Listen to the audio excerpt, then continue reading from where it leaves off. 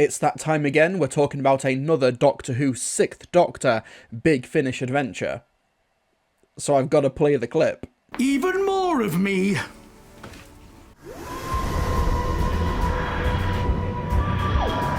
Hello ladies and gentlemen, my name is Mr. TARDIS and welcome to another Sixth Doctor Big Finish review. This is the second Sixth Doctor box set of 2025, Bad Terms. Now, the Sixth Doctor has had a pretty good streak over the past couple of years. There was the really good run of stories from the Sixth Doctor, Mel and new companion Hebe. The less said about the ending, the better, I guess. But then last year, we had the Quinn Dilemma, the Trials of a Time Lord, which were really fun, like anniversary celebratory stories. And then earlier this year, the Cosmos and Mrs. Clark, while a decent box set overall, I feel like did kind of break the streak, even though it did have some stories and some themes and ideas in them that I did ultimately find pretty interesting. I guess find it tough to recommend as a box set overall, but now we're with Bad Terms, and this is the first time that Colin Baker and Nicola Bryant as Peri has fronted a Big Finish box set with the Sixth Doctor since, gosh, when was this? 2021? No, even longer, 2020, the Sixth Doctor and Peri Volume 1. We never got a Volume 2 of this, and it's been over 5 years. But I don't know, maybe Bad Terms is meant to be Volume 2, because this is the Sixth Doctor and Peri, but this is Peri later on in the Big Finish chronology. This is not the Sixth Doctor and Peri between the events of the Twin Dilemma and Mind Warp, this is the Big Finish continuity where he reunites with Peri several years later after travelling. We have 2 stories here, 3 episodes apiece. We have Saoirse of the Seven Seas by Nina Mills, and Red for Danger! By Nev Fountain. Nev Fountain is a Doctor Who Expanded Universe mainstay, and Nina Mills, this is actually her first contribution to a mainline Doctor range from Big Finish, so let's dive straight in. So Saoirse of the Seven Seas takes place in the mid-18th century, and the Doctor and Peri land on a ship called the Clare, and it is captained by Saoirse O'Grady, who's colloquially known as the Queen of the Irish Sea, and she is causing untold havoc for the English ships that happen to come into her territory. You know, all the fun stuff, pillage and plundering, stealing from the rich to give to the poor, and the main motivator here is to just upset the English, and I can respect that. And Saoirse, played by Rebecca O'Mara, her main target of ridicule is Kenneth Rushwood, played here by Ianto Jones himself, Gareth David Lloyd, doing his best Stewie Griffin impression from Family Guy. However, ships are being attacked in the Irish Sea by this massive UFO, the source of which is a species of pillagers called the Zorathons, led by Xenaroth. Xenaroth here played by Barnaby Edwards. This UFO is taking the form of a ghost ship, so it's up to the Doctor and Peri and Saoirse to try and bring all of the pirates of the Irish Sea together to take down this massive ship before it can plunder all of them. So, you got washed off your ship and roamed the seas adrift in this thing, till you found yourselves aboard my galley. That's about right, isn't it, Captain Peri? Aye, Doctor. It's an odd blue crate to have to float about in. She's more accommodating than she seems. A disappointing vessel to end up in after commanding an entire ship, I would imagine, Captain. Yes, indeed. But needs must. What are you, anyways? Renegades? Castaways? Deserters or plunderers? A little of all the above, and at the same time, none. We travel across the vast expanse in the hope that we can put right what's wrong and help where we can. Well then, if what you say is true, we may not be so different after all. Well, our methods are a lot less, sharp-edged, shall we say? But you're right, Saoirse. We're cut from the same cloth, you and I. And you say you're here to help? We are. Any information you can give us, even if it's just hearsay, would help us piece together what we're dealing with. I think Saoirse of the Seven Seas gets off to an effective start, and this is not the first time that the Sixth Doctor has had a pirate adventure before. Early on in the story, he realises he's on a pirate ship and he's like, oh no, not again. And I think Saoirse O'Grady starts off as an interesting character. Interestingly, though, I thought that they're leaning into this Queen of the Irish Sea element so hard that I thought she must have been a real historical figure, she must have been a real historical character. No, she's entirely fictional. you wouldn't know it by how the story presents her and just says all of this information without, like, I don't know how else it would do it, but I was trying to Google her and I was like, this is not a real person. Oh, she's fictional. Oh, I can't remember the last time a Doctor Who story has so front and centre put a fictional historical character front and centre of the story without any sort of lead-in or caveat. Like I said, I don't know how I'd expect it to present it otherwise, because it's still the Doctor Who universe. It just took me off guard. And Peri and Saoirse have a fun interplay with each other, because Peri tries to present herself as Captain Peri, and the second in command is the Doctor in order to get into Saoirse's good books. And there's this ongoing mystery where Xenaroth is incredibly interested in Saoirse for an unknown reason, or it's unknown until midway through part 3. So Xenaroth is sinking all of these ships, pillaging all of these places, but is trying his absolute best to leave Saoirse unharmed. I think the 3 episodes are paced pretty well, but what kind of holds it back is the characterization of the Zorathons themselves, because they pillage and they plunder, but I don't know if this is just an offshoot faction, or if this is like this race's entire deal. I feel like we don't actually get much of a mission statement for what this race is meant to be. There's not that much world building here, unfortunately. But the other issue is Saoirse herself. On paper, she's a fascinating character, like an interesting pseudo-faux historical figure, but she only really gets one big scene of exposition in part 1 to explain who she is and what her deal is.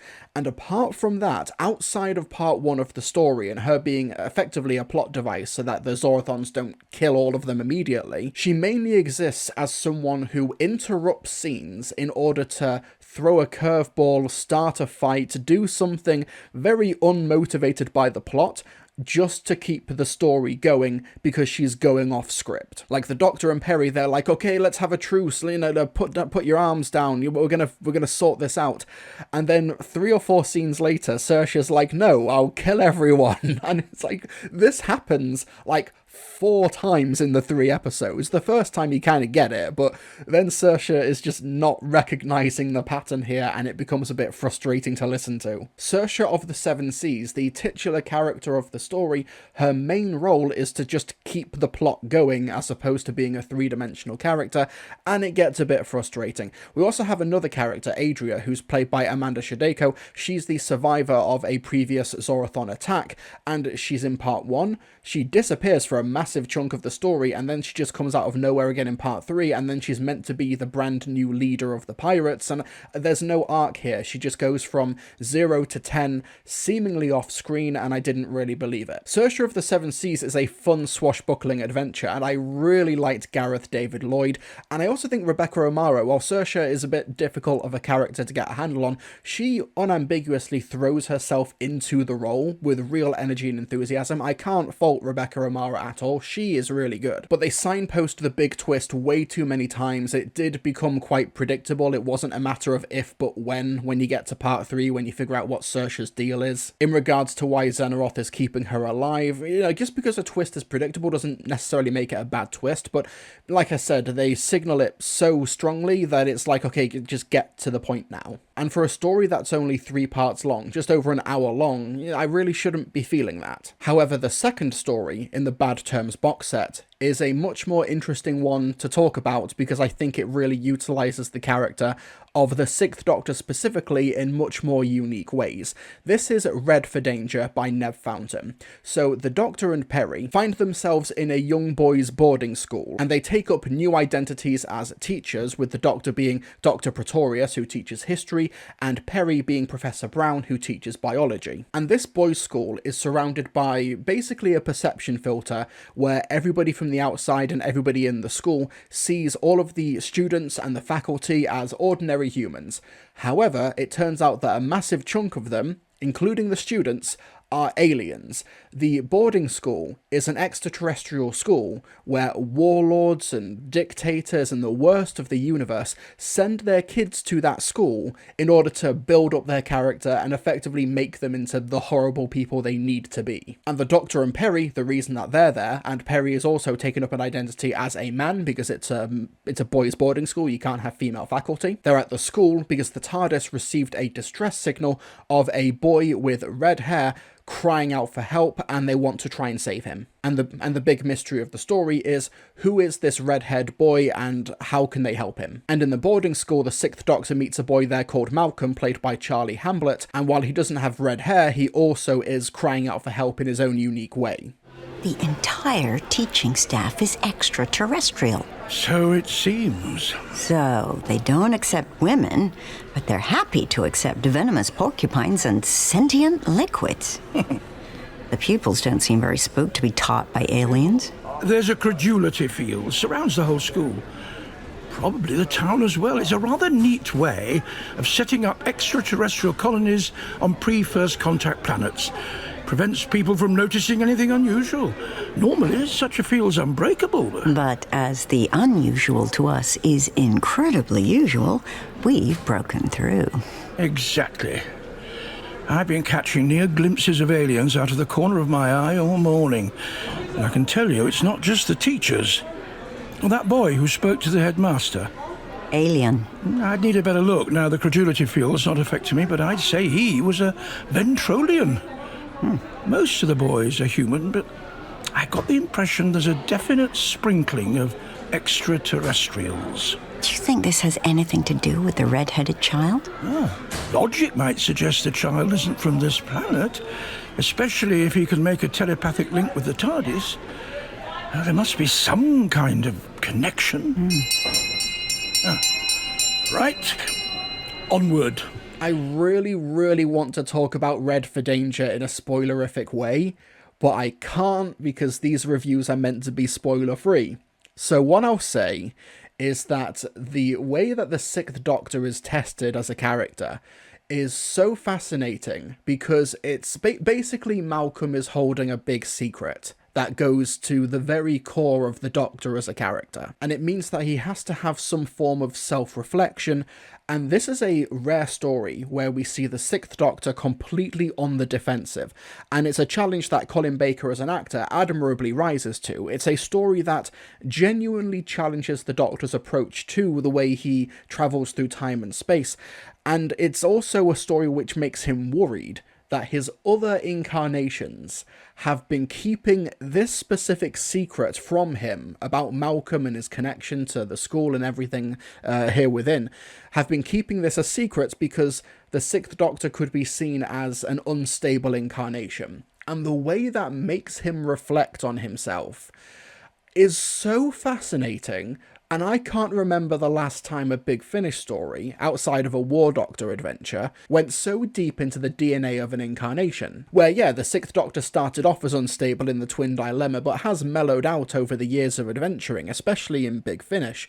But even so, can he still atone for that? And if his other incarnations in the universe have been keeping these secrets from him, does it mean he can ever truly reform himself? And I think also pairing him up with Peri in this story, a companion who has seen the best and the worst of this incarnation, I think it's a really inspired choice.